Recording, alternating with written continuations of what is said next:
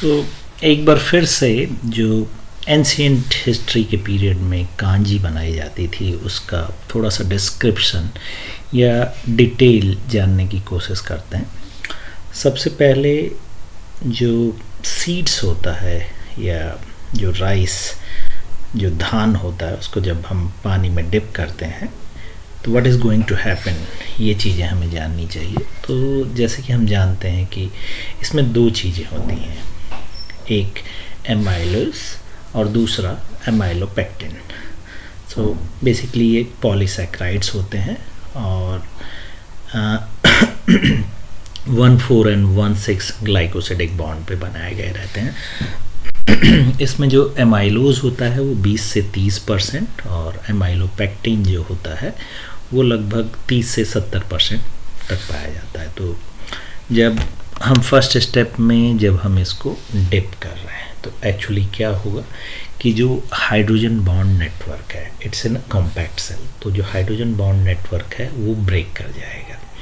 Of course कोई chemical बदलाव नहीं होगा, लेकिन जो एमाइलोज और एमाइलोपेक्टिन है which is you can say it's a starch, तो वाटर में डिप होता है, एक हद तक ये क्रिस्टलाइन नेचर का होता है। वाटर में डिप होने के बाद ये हाइड्रेटेड स्टार्च हो जाता है जो एमार्फस नेचर का हो जाता है। अब वाटर सोकिंग के कारण इसमें जो एंजाइम होते हैं, ऑफ कोर्स एंजाइम जो होते हैं वो एमाइलेजेस, प्रोटीएजेस, इस तरह से काफ़ी एंजाइम होते हैं, ये एक्टिवेट हो जाते हैं। तो एक्टिवेट होने का मतलब कि इनकी फंक्शनिंग एमाइलोज और एमाइलोपेक्टिन पे होने लगेगी और वो डाइसैक्राइड और ट्राइसैक्राइड्स में पहले ब्रेक करेंगे, जैसे माल्टोज में, and few of them is going to break in glucose also. इसी तरह जो प्रोटीन्स है वो पेप्टाइड्स में परिवर्तित हो जाती है, चेंज हो जाती है। तो जब हम ये सोकिंग करते हैं तो ये सोकिंग का प्रोसेस है। उसी तरह से जब बॉइलिंग किया जाता है तो जो मैटर था बॉइलिंग करने में, बेसिकली जो सेल सरफेस होती है, तो बॉयल करने में सेल सरफेस में सोकिंग काफ़ी हद तक बढ़ जाती है और जितने उसमें माइक्रोन्यूट्रिएंट होते हैं वो लीच आउट हो जाते हैं और जो अभी एमार्फस ग्रैनुलर स्टार्च थी वो जेलेटिनाइज्ड हो जाती है, या एक तरह से केमिस्ट्री की लैंग्वेज में कहें तो सॉल्ट फॉर्म में आ जाती है। और मोस्टली जो माल्टोज यानी डाई कार्बोहाइड्रेट आपकी थी, अब वो मोनो में चेंज होने लगती है, ग्लूकोज या सिंगल यूनिट में चेंज होने लगती है। साथ ही साथ जो माइक्रोन्यूट्रिएंट्स होते हैं वो भी रिलीज होने लगते हैं। फिर लास्ट स्टेप में जब कूलिंग की जाती है तो माइक्रोबियल ग्रोथ कंडीशन उसमें बढ़ने लगती है। तो माइक्रोबियल ग्रोथ कंडीशन बढ़ने का मतलब कि ये जो भी सीड्स होते हैं ये फ्लोरा फोना में डेवलप होते हैं, मतलब एक ऐसे इन्वायरमेंट में डेवलप होते हैं जहाँ पे माइक्रोब्स भी हैं। तो इनकी सरफेस पे इस बात की पॉसिबिलिटी होते हैं कि कुछ पोर्स पाए जाते हैं या इनिशियल फेज इन माइक्रोब्स के पाए जाते हैं, और अगर उनको प्रॉपर मीडियम दिया जाए तो दे कैन ग्रो। तो यहाँ पे आप उसको प्रॉपर मीडियम देने की कोशिश करें। प्रॉपर मीडियम मतलब acidic nature 25 to 35 degree centigrade, ये आप उसको देने की कोशिश कर रहे हैं। तो इनके लिए फेवरेबल कंडीशन हो जाती है इन माइक्रोब्स के ग्रो करने की। अब माइक्रोब्स में आपके जैसे हो सकते हैं लैक्टिक एसिड बैक्टीरिया, जिसको लैक्टोबैसिलस भी कहा जाता है। उसी तरह से आपकी जो ईस्ट होती हैं जो कॉलोनाइज्ड हो सकती हैं फर्मेंटेशन प्रोसेस में, तो इनका ग्रोथ स्टार्ट हो जाता है क्योंकि इनके अकॉर्डिंग उस टाइप का मीडियम मिल जाता है। अब फर्मेंटेशन प्रोसेस में क्या होता है, जो लैक्टिक एसिड बैक्टीरिया है या LAB जो है, ये आपका ग्लूकोज मॉलिक्यूल जो कि सोकिंग एंड बॉइलिंग के प्रोसेस में हुआ था, तो ग्लूकोज चूँकि जब हम बॉइलिंग कर रहे होते हैं या उसके बाद मैकेनिकल ग्राइंडिंग करते हैं तो उसी समय उसकी सेल सरफेस भी टोटली ब्रेक कर गई रहती है।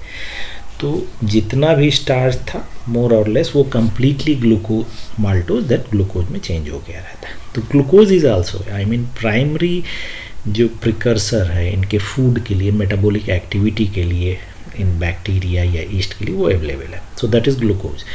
तो एक ग्लूकोज का मॉलिक्यूल 2 लैक्टिक एसिड के मॉलिक्यूल में चेंज हो जाता है अगर LAB है, और ईस्ट में ये 2 इथेनॉल मॉलिक्यूल में चेंज हो जाता है। Of course CO2 is also going to produced. अब जो नेचर है बेसिकली, अगर लैक्टिक एसिड और इथेनॉल प्रोड्यूस हो रहा है, इसका मतलब they are going towards the acidic nature, मतलब उनको और फेवरेबल कंडीशंस मिल रही हैं ग्रो करने के लिए। तो अगर ग्रो करने के लिए फेवरेबल कंडीशंस हैं तो of course they will grow rapid. और अदर, एक तो एसिडिक कंडीशन, ऑप्टिमल टेम्परेचर, और तीसरी चीज़ होती है जो प्रोटीन से peptide and then amino acid में चेंज हो रहा है। तो ये जो अमीनो एसिड हैं या जो नाइट्रोजीनियस सब्सटेंस हैं, ये भी उनके लिए बहुत इंपॉर्टेंट है। तो ये जो माइक्रोब्स है, यानी जो फौना है जो उसकी सरफेस पे पाया जा रहा है, ये ईजिली ग्रो करता है क्योंकि all the available conditions are there. अब pH रिलेटिवली क्या हो जाएगा, लो हो जाएगा। कार्बोनिक एसिड, चूँकि कार्बन डाइऑक्साइड बन रहा है तो कार्बोनिक एसिड भी आपका फॉर्म होने लगेगा। तो दीज आर द कंडीशंस। अब इसी कंडीशंस में आप इसके बाद कुछ वेजिटेबल या स्पाइसेस ऐड कर देते हैं। अब कभी कभार जैसे कैरेट, बीटरूट, मस्टर्ड सीड, इस तरह से। तो एक स्पेसिफिक टेस्ट आने का जो कारण होता है वो इनमें, जैसे मस्टर्ड सीड में हम कहते हैं एलाइल आइसोथायोसाइनेट होता है। तो इट मीन्स कि आप आइसोथायोसाइनेट सॉल्ट का एक टेस्ट देने की कोशिश कर रहे हैं। कैरेट है तो कैरेटिनाइड्स होते हैं, मतलब जो उसके फ्लेवर या टेस्ट के लिए एल्कुलाइड, समटाइम्स टर्पेनॉइड्स और सॉल्ट, ये सब आप प्रोवाइड कर रहे हैं। And it is not that you are taking it randomly. The process took years and years, ये सालों प्रोसेस चला। जैसे हम टेस्ट को किसी भी चीज़ के चेक करने के लिए करते हैं, उसके बाद उनको इस चीज़ का एहसास हुआ।